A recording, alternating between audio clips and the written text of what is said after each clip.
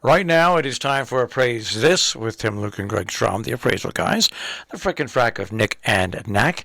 You can find them at tqag.com. And with a little bit of luck, I push this button and we can say good morning to both Tim and Greg. Good morning. Greg? I don't know if he's there. He's in his car. He has another doctor's appointment Yeah, this morning. So there's a little circle going around a picture of him with his little hat on.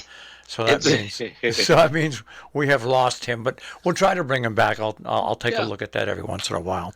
Okay. I hope everything's okay. It's just a normal doctor's appointment, hopefully. It's a follow-up for his eyes. So he's going in and just to check out some things. He was having some difficulty.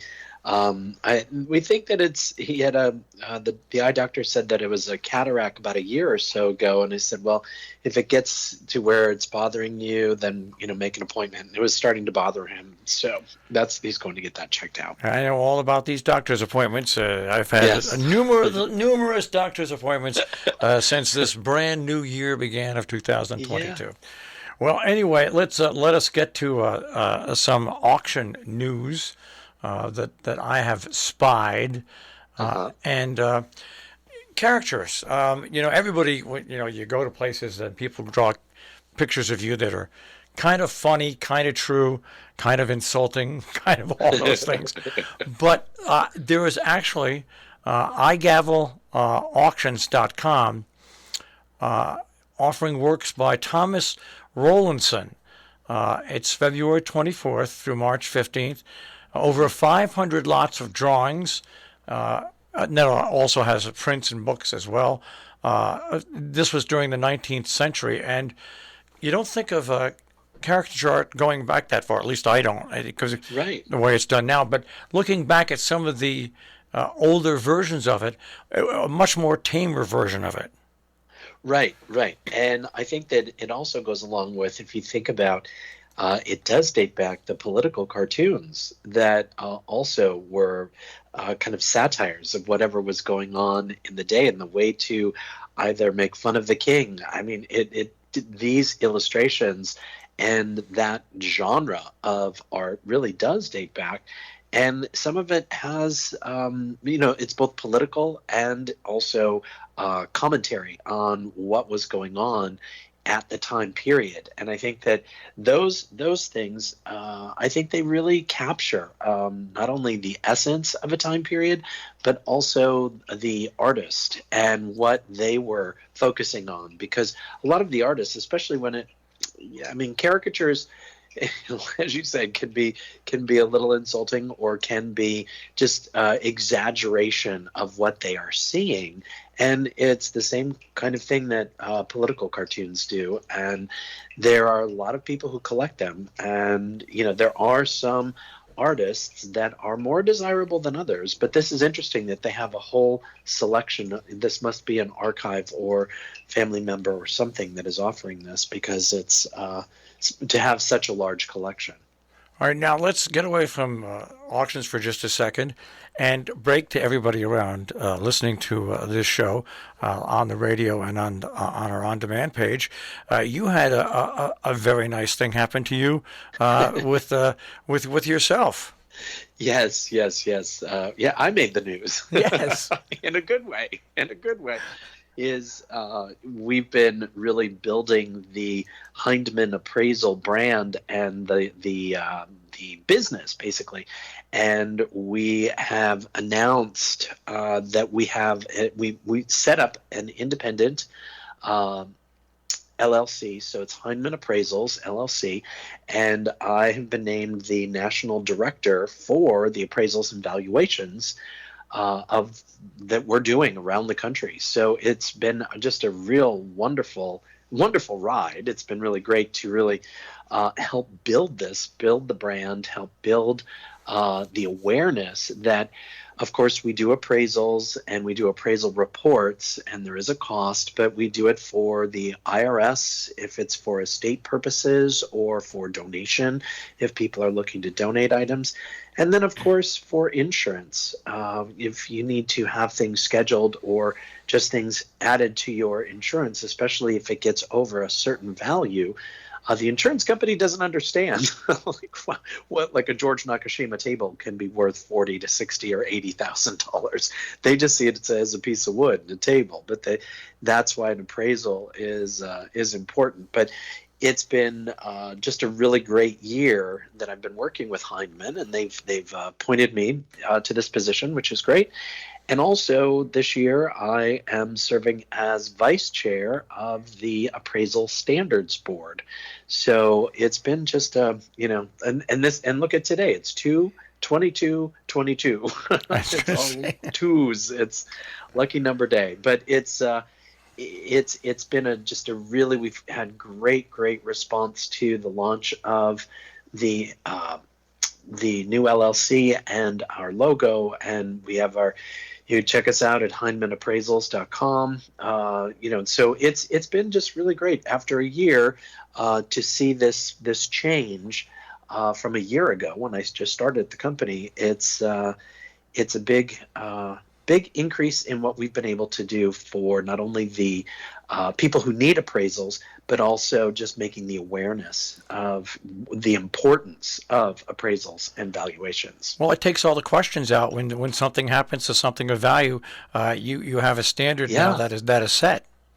Correct. And the other side of it is that we also, people just think, oh, I just want to know what it's worth, but it's more than that. It's if you are making a decision about a piece, you want to know, okay, well, what is the value? What is, if you're going to donate something, well, okay, well, what is this worth? And we have to be able to justify it. And that's where the reporting side of it is in an appraisal.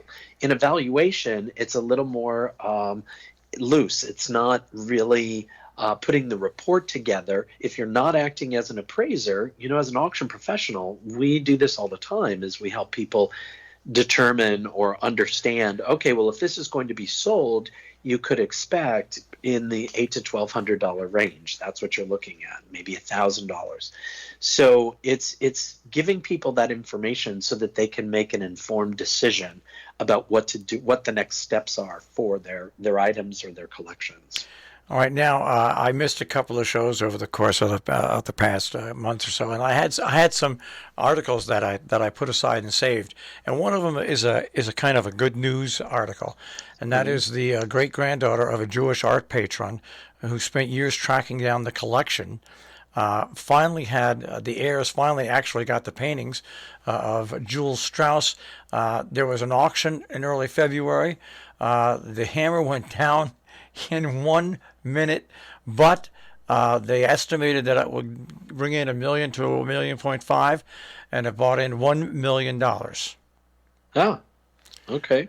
1 minute though, so that means obviously people were waiting for it, and it's nice when some pieces of art are returned to the people they belong to. Exactly. And I was just going to say that. And I'm sure that there was press surrounding that leading up to it, and that's what was going on. So it is a good news story, and it's great when these items are returned to the rightful owners. And there's a lot of investigative work that has to go into that, right? Indeed. Oh my goodness, yes. There's an awful lot of that, because you're tracing back and trying to look through past records, and depending on how far you have to go back, it can be very difficult. I just can't imagine. I can't imagine in a normal auction the verification that you have to go through. But I can imagine all the dotted I's and the crossed T's that have to go through for something like this that has been through 100 years of history, basically. It most definitely. And the other side of it is that just even what you were saying, just the normal vetting of the works that are coming up for auction, there is a national and international database of stolen art, or art that is needing to be tracked down, that gets posted. So there are things that the auction houses do prior to putting things up for auction, that they do check through that to make sure that whoever is selling it does have clear title. And it's not that that it's malicious, is that sometimes people don't know like the lineage of the piece, and they just ended up buying it. Well, and that goes back to the same roughly week that I was going to bring this up in the beginning of February. Um, an auction record was set $4 million for a Northern Renaissance artist that a regional French auction house sold for $4 million. A religious panel that was attributed to I'm going to probably butcher the name, Bernard Strigel. It was a single Mm-hmm. lot sale, Mm-hmm. and once again, going back in time, that's a whole lot of money.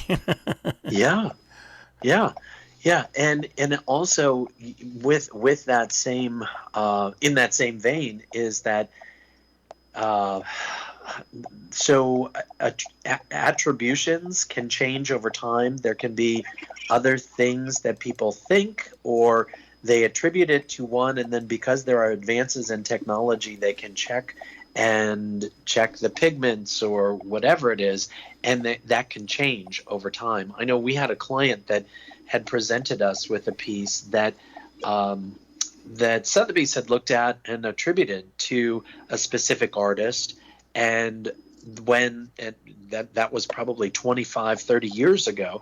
And when we were asked to, well, what do you think about this? And I sent it back to Sotheby's and I said, look, here's the letter. And they sent a letter back or an email back just saying, yeah, things have changed. We no longer stand behind that.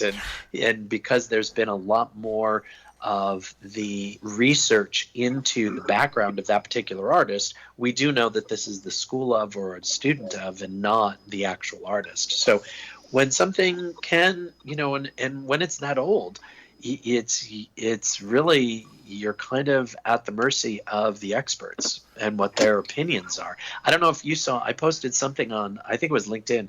There was an artist that's actually trying right now that is in court, and he's saying that no, I did not do that piece that you think that was damaged or something, and they're still not even believing the artist.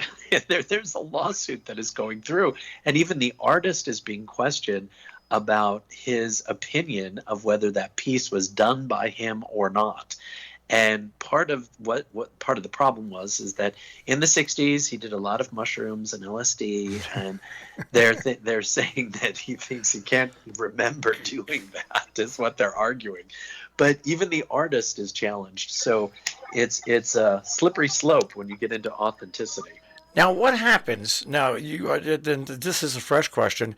Let's say, okay, 10 years ago, an auction house sold something, they verified it, boom, boom, boom, the person bought it. What happens when 7 years later, through whatever means, they find out that, that's not right? Does the person who paid the price for it have any recourse, or are they just stuck with it? Well, it depends on and that's in the fine print of all the auction regulations and rules for that particular auction house. Usually, I think that it is 7 years is what they guarantee, or it's not a guarantee, it's a warranty basically. And they do state in the terms of sale that scholarship could change, things could change. So we are saying that as of this point, but in the future, we only will stand behind that and I believe it varies from auction house to auction house, but I believe it's anywhere from 7 to 10 years is what they'll hold it to. Man, my head is spinning with all that. I know. It's not just, put your paddle in the air. Well, this also points out about having whenever you have something that you have a question on or going to go in on, to have somebody professional take a look at it and keep you informed.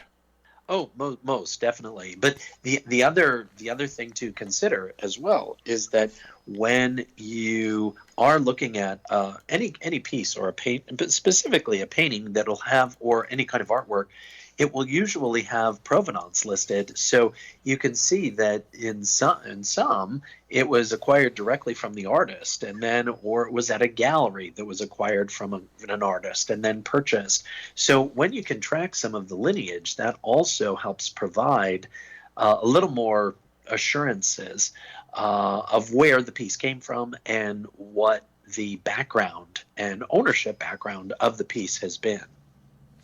Well, always interesting, Tim. Give my best to Greg. I'll keep Will do. I'll keep an eye out for him next week. Bad joke. Yeah. Wink, wink. Wink, wink. All right, Tim. Have a great week. We'll speak to you next week. Hey, take care, buddy. Take care. Bye-bye. Bye-bye. Tim, Luke, and Greg Strahm, the Appraisal Guys, the frick and frack of Nick and Knack, with Appraise This here on Robin Hood Radio. TQAG.com on the web is where you will find them.